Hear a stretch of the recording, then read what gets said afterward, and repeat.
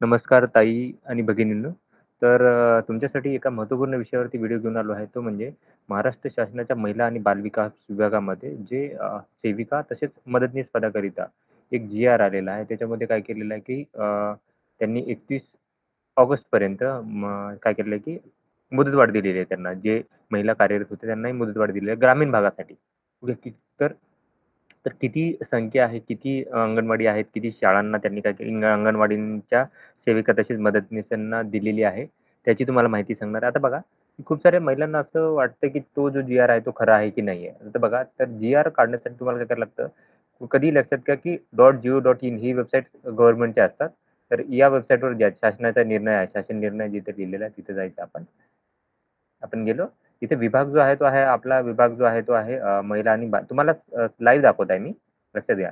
मग आता इथे बघू शकता टायमिंग 17:03:11 वाजून 38 मिनिटं झालेले आहेत. तर महिला आणि बालविकास विभागाचा.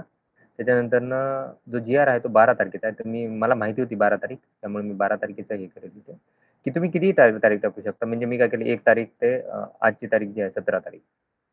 इथे इथेपर्यंत किती जी-आर आले ते सांगेल आणि इथे हा टाकायला लागतो कोड, जो इथे आलेला आहे.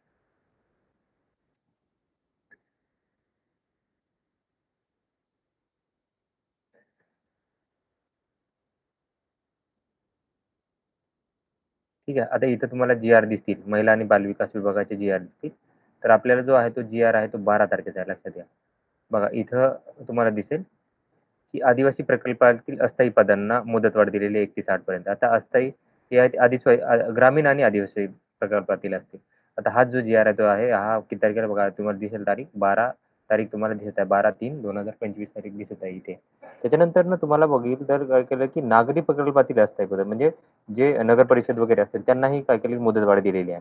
तर इथं आपण काय करू इथं त्याच्यानंतरनं बघा इथे आस्थापनेवरील 1605 पदे आहेत.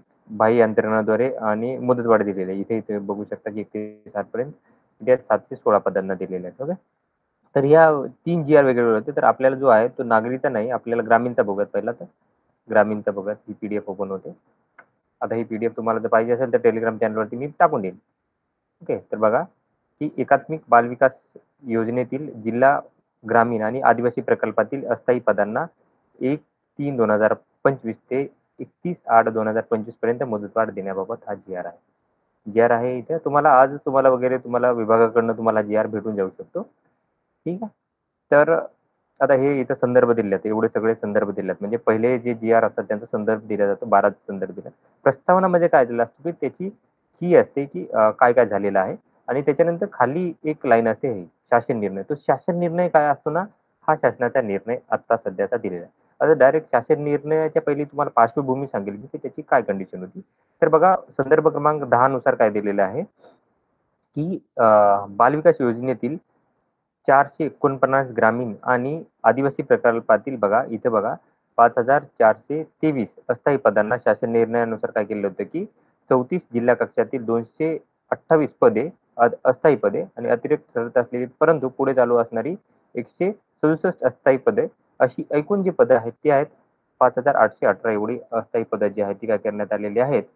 बघा अस्थायी पदे तसेच एकात्मिक बाल विकास योजनेतील कार्यरत असलेली 90,757 अंगणवाड्यातील 90,757 अंगणवाडी सेविका तसेच 90,757 अंगणवाडी मदतनीस अशी एकूण जर बघितली तर ही आहे 1,81,514 एवढी मानधनी पदे म्हणजे हे दोन्ही जर ॲडिशन केले 5,800 ही आहेत ती तुम्ही बघू शकता याच्यातली आहेत आदिवासी प्रकल्पाची आहेत आणि ग्रामीणची आहे ती ही आहेत. ओके. असे दोन्ही मिळून जर बघितलं आपण हे आकडा सांगितलेला आहे 1,87,332 पदांना इथं इथं तारीख 1 आहे ॲक्चुअली. ओके. तर 28/2 पर्यंत काय करण्यात आले होते, की 28/2 पर्यंत चालू ठेवण्यासाठी काय केलं होतं, की 19/9/2024च्या शासन निर्णयानुसार मान्यता देण्यात आली होती. ओके. इथेपर्यंत मान्यता होती. कधी 28/2 पर्यंत होती. आता तिथून पुढचं काही नव्हतं. लक्षात घ्या. तर त्याच्यानुसार काय केलं, की आकृतीबंध तयार केलेला आहे आणि त्याच्यानुसार हा जो आहे तो 1/3/2025 ते 31/8/2025 पर्यंत अधिकार देण्यात आलेले आहेत. ओके. आणि आता हे सगळं झालं. इथं शासन निर्णय काय आहे तो महत्त्वाचा. हा शासन निर्णय आहे. आता याच्यानुसार काय केलं एकात्मिक बालविकास योजनेतील 449 ग्रामीण आणि आदिवासी प्रकल्पातील 5,423 अस्थायी पदे यांचा शासन निर्णय जो आहे 5/9/2014 अन्वये 34 जिल्हा कक्षातील 228 नियमित अस्थायी पदे आणि अतिरिक्त ठरलेली असते, परंतु पुढे चालू ठेवण्यासाठी आवश्यक असलेली 167 पदे अशी एकूण 5,814 अस्थायी पदे केलेली जाते आणि त्याच्यानंतरनं एकात्मिक बाल विकास योजनेअंतर्गत जी आहेत 90,832 अंगणवाड्यातील 90,832 अंगणवाडी सेविका आणि 90,832 अंगणवाडी मदतनीस अशा एकूण 1,81,81,664 अशा एकूण टोटल जर बघा मानधनी पदं किती आहे ती 1,87,824 पदांना काय केलं ते 1/3/2025 ते 31/8 पर्यंत मुदतवाढ देण्यात आलेली आहे. लक्षात घ्या मुदतवाढ देण्यात आलेली आहे. आता हे जे पाठवलेलं आहे, आता इथं तुम्ही डिजिटल स्वाक्षरी देऊ शकता ही. ओके, ही डिजिटल स्वाक्षरी असते. त्याच्यानंतर शिवाजी पांडुरंग पवार आहे ते हे आहेत कार्यकारी अधिकारी आहेत महाराष्ट्र शासनाचे कार्यसन अधिकारी. आता हे हे बघा प्रति कोणाकोणाला पाठवले आहेत.